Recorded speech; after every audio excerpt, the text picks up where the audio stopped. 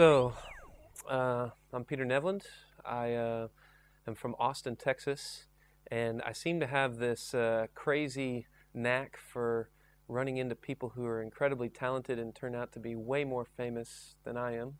I started performing back in full-time back in 2002, and within a couple of years I met somebody in Austin, Texas who said, "You have to come up to my little town of Stratford, Ontario. People would love you there.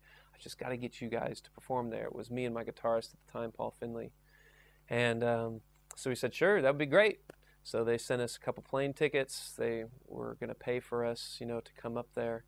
And so when we got up there, we played this show at this place called Tango. They would close the restaurant off in the evening and, have like 50 people in. And we played this like 3.5-hour marathon show with like 3 encores and stuff. And at the end, I met this guy who was this really weird, strange-looking guy named Nathan. And he had like hair here and here. It was almost that, what's the evil dude in like the movie Zoolander, that kind of hair type thing. Anyway, but so met this guy, and he was much more organic and down to earth. And that I saw him one day walking down the road, munching on a raw beet with the juice of the beet dripping down his chin. Hilarious guy. Anyway, he said, "Hey, do you want to come to my church tomorrow? I guess, are you a Christian?" I said, "Yeah." And I said, "Yeah, sure, that'd be cool." So I went there, and he goes, "Oh, you should meet this kid. He's like 8 years old, and, he can sing, he can play guitar, he can play drums and stuff." I was like, "Okay, sure, cool." So he, played, I think, a song for me or something. I was like, "Hey, he's got a good voice. That's nice." I didn't think a whole lot more of it. And a couple years later, we were playing back up in Stratford, Ontario again, and Nathan was setting up the show, and we played this place called the Queen's Inn. He said, "Hey, you remember that little kid?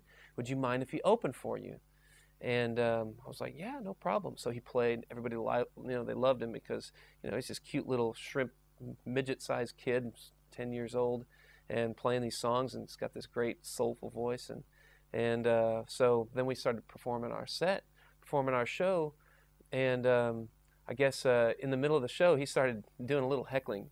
And so I said something back, and it was funny. And then he tried again. And I said, "I know what you're trying to do, little guy. You're trying to steal the show with your cuteness."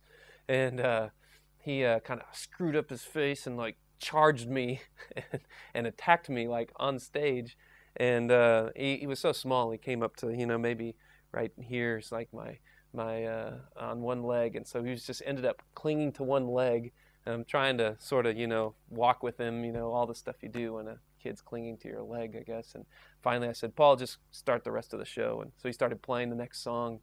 And I was like, "Look, got this little kid stuck to my leg." People were laughing and everything. He finally went and sat back down. And I like roughhoused with him after the show behind the merchandise table. And I knew that he didn't have a dad, and or at least not anywhere around. And I thought, this is my chance to be a good older role model for him, or just at least an older brother or something.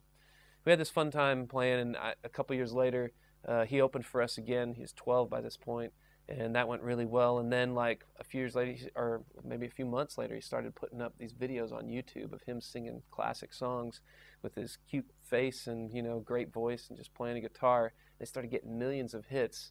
And before I knew it, Justin Bieber had become this huge icon, and his first performance was opening for me and my guitarist, Paul Finley.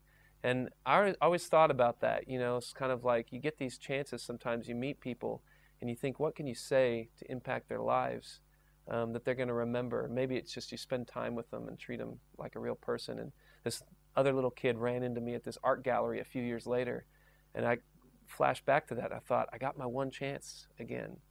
What could I say that would really be meaningful to this little boy? This is what I came up with. Sometimes I can see the future. David's 4.5-year-old eyes open portals to an alternate universe. Really? Yep. Not all the time, but sometimes. Wow. Let's race. His little legs bounded off outside, begging me to follow, right past his mom, flying around the corner, kicking through muddy grass sullied with horse manure and gravel. I chased after him, 33-year-old heart injected with a time warp elixir made of everything's possible. I'm gonna catch you, I'm gonna catch you. David ducked his head, pumped his fist, and punched it into high gear. I inhaled the same joy of young boy treasure hunts, spring rain puddle stomping, and winter snow football tackles as I sped up alongside him, wanting to press my hand to that rusted pickup truck skin first and declare, victory! But remembering that I was an adult, trying to beat a 4-year-old, I don't remember who won. My daddy has a pickup truck.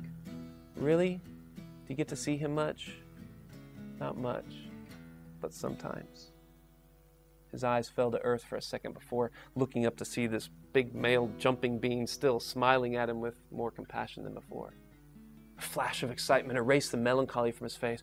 Come on, let's race! And he took off again, back around the corner to where we started. This time, I let him win. You beat me, man, you're so fast. Unfazed, he took off again, 4.5-year-old limbs wanting to extend this marathon of older male enjoyment as long as possible.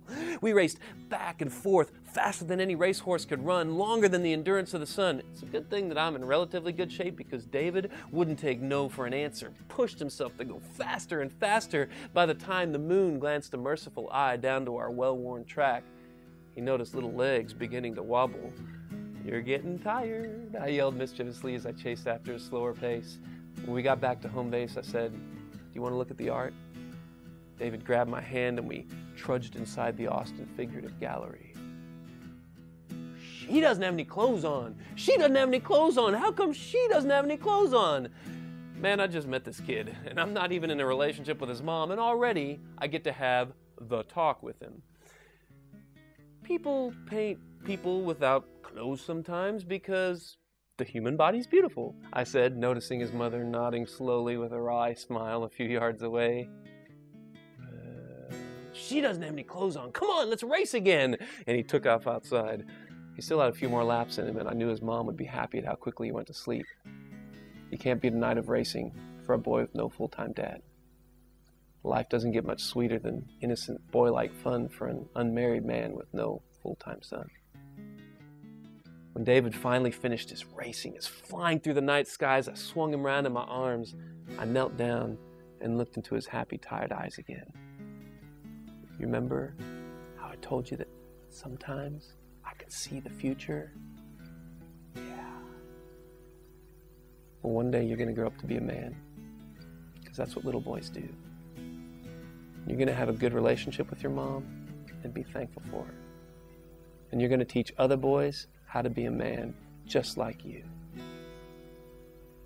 silence of 2 seconds lasted like an eternity as a seed of hope took root in a child's vast universe. Can we race one more time, Peter? He asked, conquering what was left of my heart. I stepped through portals into an alternate universe where children's requests can never be denied, and the heart of a father always finds time to plant seeds in the soil of growing boys. Sure, I beamed. Let's race.